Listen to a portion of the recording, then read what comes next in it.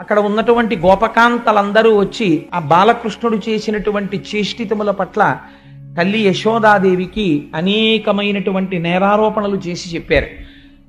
ఇన్ని చెప్పినా సాక్ష్యం మీద ఆధారపడింది యశోద. ఎందుకని?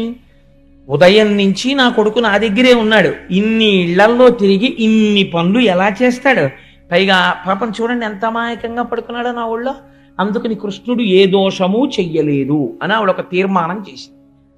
చేస్తే వాళ్ళకి అక్కసు వచ్చింది. ఆ గోపకాంతలకి అక్కసు వచ్చి వాళ్ళు అన్నారు, అవును మేము చెప్తే ఎందుకు నవ్వుతావులే అంటే, ఆవిడ మనసులో ఒక భావన ఉంది, మా వాడు ఇన్ని తప్పులు చేస్తే పట్టుకోవచ్చు కదా, అలా దొరికిపోతే పరమాత్మ ఇంకేముందండి, అందరూ పట్టేసుకుంటారు. అందుకని వాళ్ళు అన్నారు, నువ్వు ఇలాంటి సందర్భం ఒకటి మీ ఇంట్లో చేయకుండా ఉంటాడేంటి, ఏదో ఒక రోజు చేస్తాడు, అప్పుడు నువ్వేం చేస్తావో మేము చూస్తాం, ప్రతిరోజు ఈ అవకాశం కోసమే ఎదురు చూస్తాం, అది ఇలా రాగానే పోపు మాడిపోయినా మాకేం బాధలేదు, మీ ఇంటికి వచ్చి చూస్తాం ఏం చేస్తావో, అప్పుడు చూద్దామని వెళ్ళిపోయారు.